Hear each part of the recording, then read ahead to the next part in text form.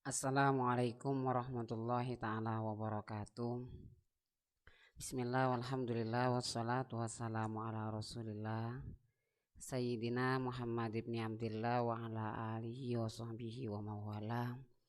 Wala hawla wala quwata illa billah.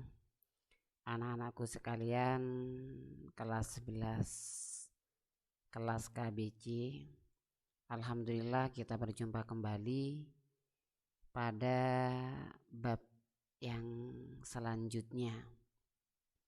Sebelumnya kita membahas tentang penyelenggaraan jenazah, namun dalam bab kali ini kita akan membahas tentang khutbah, tabligh dan dakwah. Ada 3 konten yang akan kita bahas, anak-anakku sekalian. Yang pertama adalah khutbah, tabligh, dakwah. Saya kira anak-anakku sekalian tidak asing dan tidak tabu dengan kata-kata ini. Lumrah dan sering kita dengar. Kita bahas yang pertama adalah khutbah. Pengertian khutbah. Khutbah ini dalam bahasa Arab berasal dari khotobah, yakhtubu khutbatan, khutbah, yang artinya memberi nasihat dalam kegiatan ibadah, seperti khutbah di dalam sholat, seperti khutbah di sholat Jumat, sholat Idul Fitri, sholat Adha, sholat istisqa, sholat gerhana matahari, sholat gerhana bulan, ada di wukuf dan ada di nikah. Itu khutbah yang ada di masing-masing ibadah. Menurut istilah, khutbah berarti kegiatan ceramah kepada sejumlah orang Islam dengan syarat dan rukun tertentu yang berkaitan langsung dengan keabsahan atau kesunahan ibadah. Misalnya khutbah Jumat untuk sholat Jumat, khutbah nikah untuk kesunahan akad nikah. Sementara kalau tabligh ini dalam bahasa Arab berasal dari balagha yuballighu tablighan, tabligh, yang berarti menyampaikan, memberitahukan dengan lisan. Menurut istilah, tabligh adalah kegiatan menyampaikan pesan Allah secara lisan kepada satu orang Islam atau lebih untuk diketahui dan diamalkan isinya. Sebagaimana salah satu sifat wajib bagi Rasul itu ada yang namanya tabligh, menyampaikan, yakni menyampaikan wahyu yang diturunkan oleh Allah kepadanya. Sementara selanjutnya adalah dakwah. Dakwah ini lebih umum ketimbang pengertian dari tabligh. Tabligh lebih khusus, sementara dakwah lebih umum. Kalau dari bahasa Arab, dakwah ini adalah berasal dari kata da'a. Da'a yad'u da'watan, dakwah.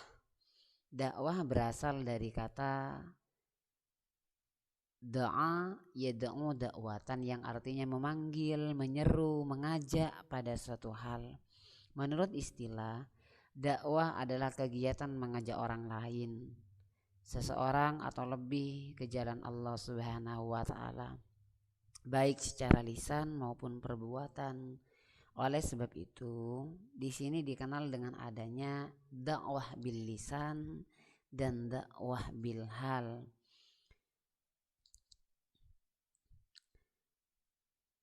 Ini adalah ketentuan khutbah. Ada beberapa hal yang harus dipenuhi. Yang pertama adalah syarat khotib, syarat 2 khutbah, rukun khutbah, dan sunnah-sunnah khutbah. Lah, khotib artinya orang yang berkhutbah ini ada syaratnya. Yang pertama adalah Islam yang jelas. Yang kedua adalah baligh, berakal sehat, menguasai ilmu agama.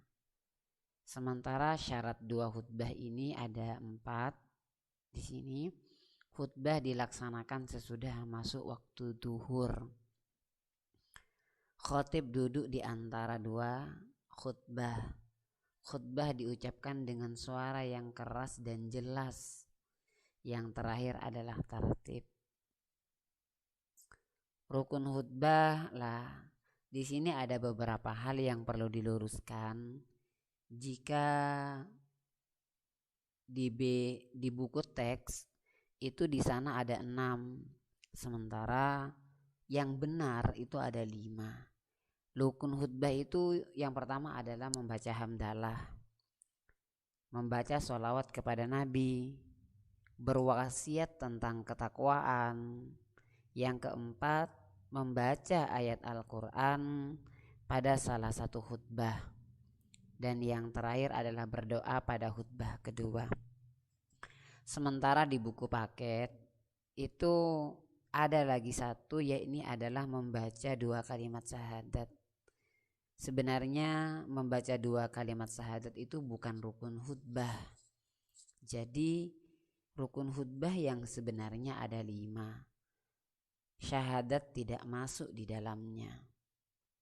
Sebagaimana referensi yang Bapak cari di berbagai literatur kajian kitab, di sini ada keterangan arkanu khutbatail jumu'ati wa syurutuhuma. Rukun-rukun 2 khutbah Jumat dan syarat-syarat khutbah. Di sini arkanul khutbataini khamsatun. Rukun-rukun khutbah di sini ada 5. Yang pertama adalah hamdulillah, membaca hamdalah.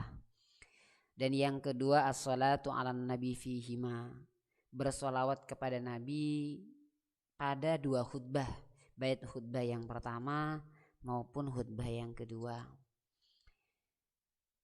Yang ketiga, adanya wasiat tentang ketakwaan, baik khutbah yang pertama maupun khutbah yang kedua. Terus yang keempat, membaca ayat Al-Quran di salah satu kedua khutbah. Sementara yang terakhir berdoa, mendoakan terhadap orang-orang mukmin pada khutbah yang kedua. Di sini ada syarat, doanya harus doa apa? Doanya harus doa yang berdimensi akhirat. Gitu. Tidak boleh yang berdimensi duniawi. Gitu. Di sini ada keterangan anak-anakku sekalian, al-khutabul masyru'atu ashrun. Khutbah-khutbah yang disyariatkan di dalam Islam itu ada 10. Di sini yang pertama adalah khutbah Jumat, sebagaimana yang biasa kita lihat. Khutbah Idul Fitri, ini juga biasa kita lihat. Khutbah Idul Adha, khutbah kusuf. Kusuf ini gerhana matahari.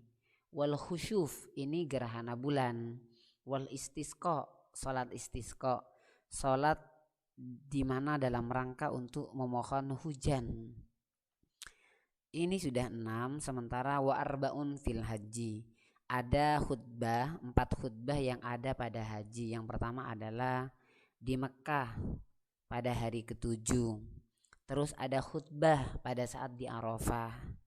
Terus ada khutbah di Mina pada saat hari raya Idul Adha. Terus juga khutbah di Mina fi yaumin nafril awal. Ini khutbah-khutbah yang disyariatkan di dalam agama Islam. Ada lagi beberapa ketentuan anak-anakku sekalian. Lah, di sini apakah kelima ini harus tartib? Dalam artian khotib harus membaca hamdalah, harus sholat, harus membaca sholawat, harus berwasiat, membaca sebagian ayat Al-Quran ataupun berdoa. Nah, di sini ada keterangan hukmut tartib bain arkanil khutbah sunnatun. Jadi urut-urutan rukun khutbah itu tidak harus tartib, diacak pun tidak masalah. Kenapa? Karena tartib hukumnya hanyalah sunnah.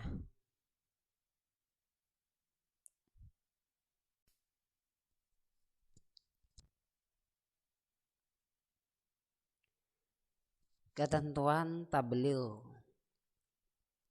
Di sini ada beberapa hal. Yang pertama adalah syarat muballigh. Muballigh ini adalah orang yang menyampaikan. Ada etika tabligh. Syarat muballigh di sini ada 4, sebagaimana syarat yang terdapat pada khutbah. Yang pertama harus beragama Islam, baligh, berakal sehat, menguasai ilmu agama. Etika tabligh. Yang pertama adalah bersikap lemah lembut, tidak kasar dan tidak merusak. Menggunakan bahasa yang mudah dimengerti. Mengutamakan musyawarah dan berdiskusi untuk memperoleh kesepakatan bersama. Materi dakwah yang disampaikan harus mempunyai dasar hukum yang kuat dan jelas sumbernya. Menyampaikan dengan ikhlas dan sabar sesuai dengan kondisi psikologis, sosiologis para pendengarnya atau penerimanya. Tidak menghasut orang lain untuk bermusuhan. Sementara ketentuan dakwah, syaratlah ada da'i. Da'i itu adalah orang yang berdakwah. Ya, semisal yang lagi ngetren ada da'i Ustadz Abdul Somad, ada Gus Baha, ada Ustadz Adi Hidayat dan semacamnya. Syaratnya juga sama seperti syarat khotib, syarat muballigh. Beragama Islam, baligh, berakal sehat, menguasai ilmu agama. Ini etika berdakwah.